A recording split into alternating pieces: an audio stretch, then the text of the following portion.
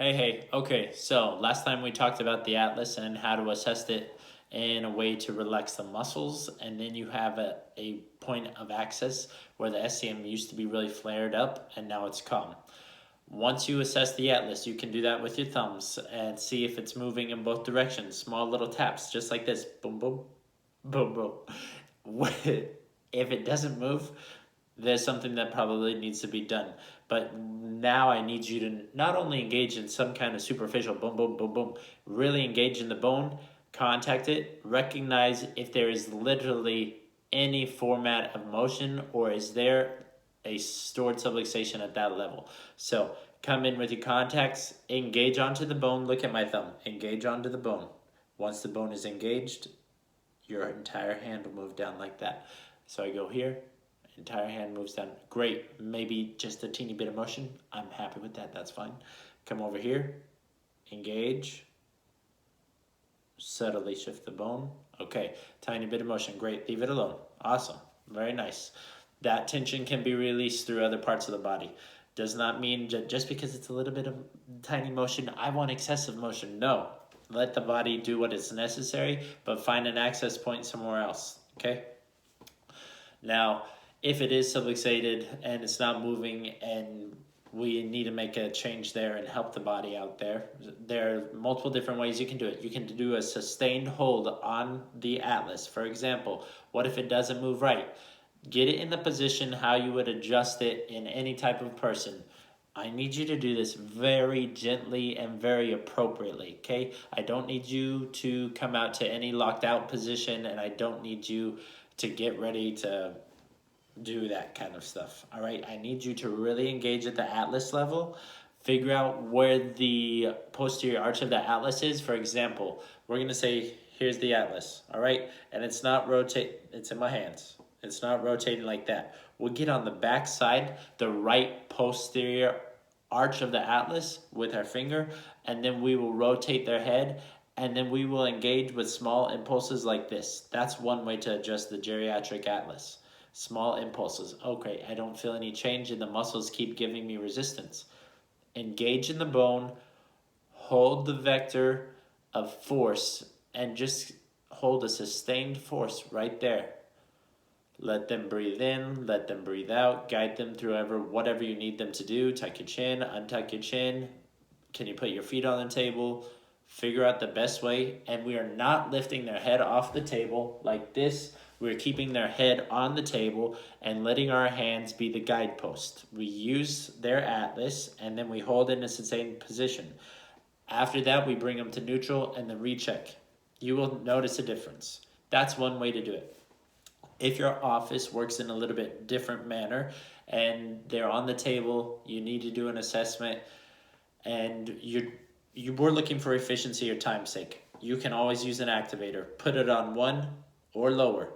Not lower. Put it on 1 because you can't go lower pretty much. I've tried it. If you can go like half of a thing, that doesn't work. Put it on 1, get it on the anterior posterior arch. You can put it on the anterior TVP just like we were assessing it right by this mastoid. I adjust that a lot. Anterior atlas with the activator, I put it right here, and then I let it do its thing. So if you're looking for more efficiency sake, you can use an activator. I do not recommend diversified impulse at a rate of what we've been practicing, okay? I just don't recommend that at all, especially if just learning. And now that I'm in practice, and I still don't recommend that at all, right?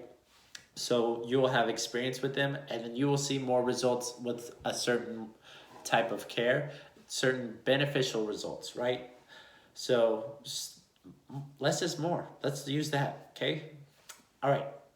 Now we've adjusted the atlas. We either use activator for efficiency or we've done a sustained hold or impulses, okay? That will make a change at the atlas. Now let's look at the rest of the body. You can make an impulse in the cervical spine, C2, 3, 4, 5, 6, 7, as long as you feel it's appropriate based upon your assessment. So make sure that the bone density is appropriate. Make sure that the musculature is in the right place. If you turn their neck and they're like this, right, they're like holding it and there's resistance, Do not impulse. Absolutely do not impulse. I do not impulse if they are resisting this motion musculaturely. You can see them, right? That either means that they're scared, they don't want that, or some part of their body is protecting them from going into that position, and we should not engage. You all know what that feels like to have your body set up in a position where you're like, that I don't feel like that's the right place. I don't feel like that's where they should be impulsing, and you don't say anything anyways, and they do it, and then it hurts you worse. Yep, I don't know if you've been there, but I have been there whenever I was a student, and even when I graduated, went into a doctor's office, and he adjusted to be like that, and I still didn't say anything. I didn't even tell him I'm a chiropractor. That's one of my favorite things. Go into a chiropractic office, don't tell them that you know anything about chiropractic, let them adjust you, and then when you do it, they do it shady, go ahead and have a conversation with them about it, right? Flying 7 my butt, that's not appropriate. So have high expectations for yourself and provide quality care. I don't have anything else to say about that. So you can adjust the cervical spine with how you've been taught. All you have to do is decrease the amplitude. Maintain the speed though, okay? That will help you.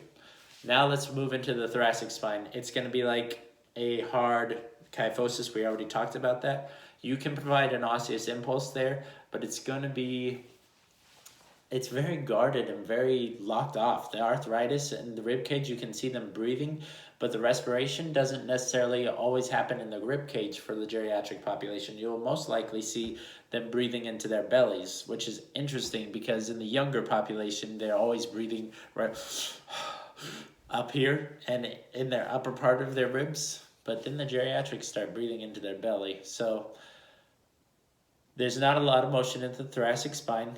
You can do an osseous impulse there, and what I would suggest is engage into the spine, feel the motion, and you can do an assessment that way. And the way that you need to know where you're about to adjust is you will feel changes in tone. It's harder because of the increased intensity of fascial tension. That's just harder, right? Because we had a kyphosis like this in the young and healthy, and then it started going like this, right? And so when it does that, imagine all the tissues being pulled over really tightly. And so with all that strain coming down, then it gets onto the muscles. Now the muscles are having to block, and they're going the opposite direction to maintain some kind of balance. And then you have double layered, and then you have this set of bones that has a compression from gravity constantly weighing down on them. Woo! That's a lot of stuff going on in their body. So I need you to recognize there's not going to be a lot of motion if you don't let yourself feel. What you're feeling for is you engage in the joint, let them breathe, recognize a small bit of motion. You can move it, and I want you to know that that 60-degree angle changes a lot whenever their kyphosis increases, especially into the lower thoracics. When you're palpating in the lower thoracics, you will have to angle way down, right? You're going to have to angle way down. So I want you to watch that. And the lower thoracic adjustment, I need you to use an activator or sustained hold.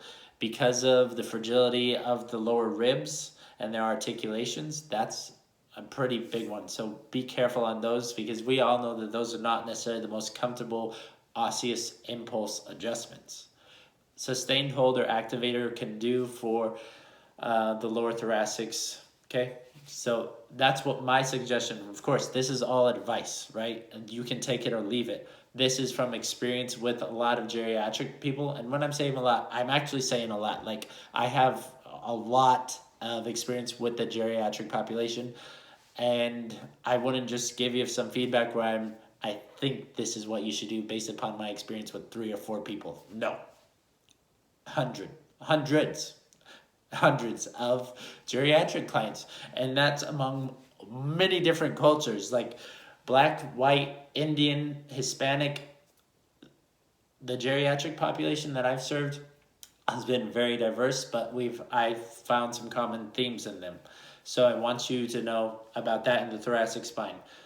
Let's go down into the lumbar spine. So when we're palpating the lumbar spine, this is one of the higher variable regions. The two lordosis is the one in the cervical spine. Because it's so much like this, the tissue can sometimes feel very squishy, but the bones are really compact. And whenever we try to uncompact the bones, the tissue becomes very tight. In the lordosis of the spine in the lumbar region, it can either be super soft or super high. For some reason, that's one of the higher variable regions in the lumbar spine, I think. Um, Find the mammillary process, palpate it with your piezoform. Just try it that way for once. And then I want you to go along the mammillary processes, standing on the left side of the table. Palpate their right mammillary processes, pushing P to A slightly. You contact it with your piezoform, but you can lay your entire palm down on their spine. Excuse me. The spinous processes are here. Your piezoform's landing on the mammillary process, and your entire hand is on their paraspinals. So when you press P to A, it's not going to hurt them because you're just like this. You're like this, calmly, boom, boom. You have a broad contact, but you're localizing your intent and the force that's coming from your hand through the piezoform. Contact the mammillary processes, and you may recognize their paraspinals flare up. If that happens, you can put a bolster underneath their feet, and then that will relax their paraspinals in the lumbar, okay? You can motion that, and what I do, and I've seen best results for, is drop table in the lumbar spine. And that's what I do for the majority of the geriatric clients. I don't use the activator in the lumbar spine. I do use a drop. So that's one thing that's been really beneficial for them.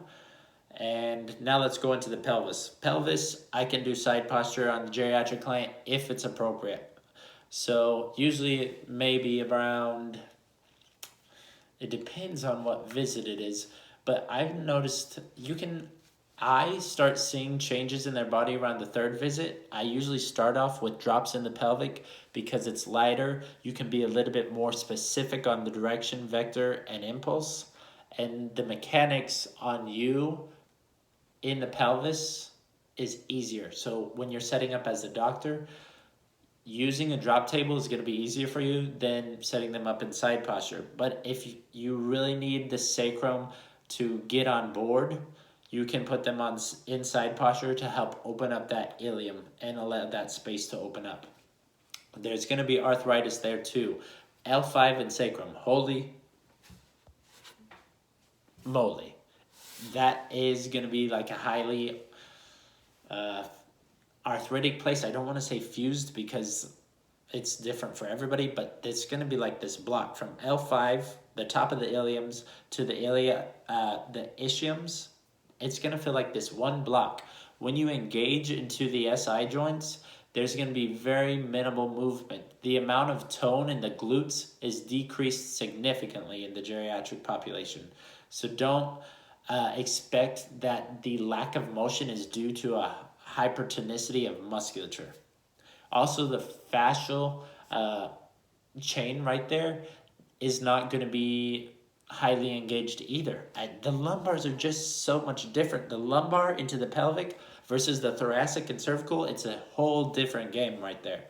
So use drops in the pelvis for the first couple of visits until you understand their body, right?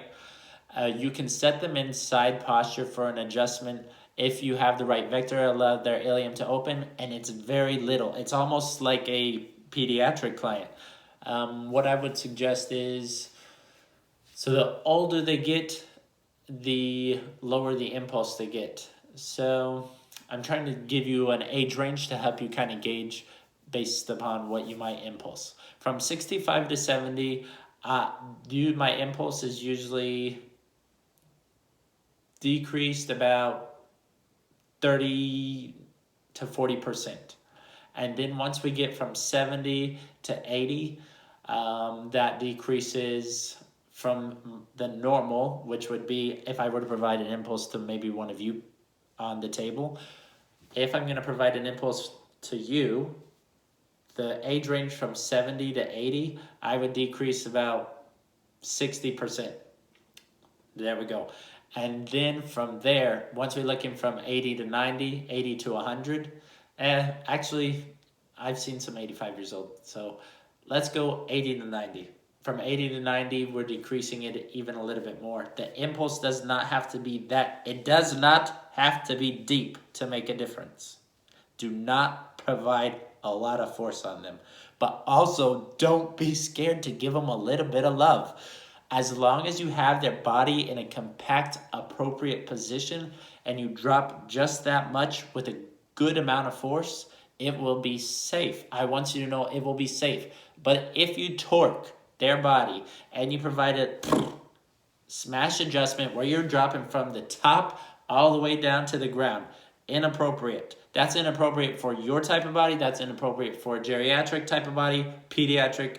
It's completely inappropriate. To open up a joint and smash down on it and see how many cavitations you get is the wrong thing to do. You're in the wrong profession if that's what you want. I'm sorry. So that's what you're going to get. I need you to make a small impulse, recognize if it makes a difference. Don't be afraid to go back and recheck. If you don't hear cavitation, no big deal. If you do hear cavitation, no big deal. Okay? Our goal is not the cavitation. Our goal is to help restore the body to a position of ease, allow the joint to motion how it used to be with an osseous input like that. All right? When you go back and recheck and you recognize that the body hasn't made a change in that area, you can use drops and provide another impulse. I'm not afraid to provide a side posture adjustment, and there was no change. I have them go face down. I'm looking at the body. I still don't feel that joint moving. I use drop adjustment. Boom.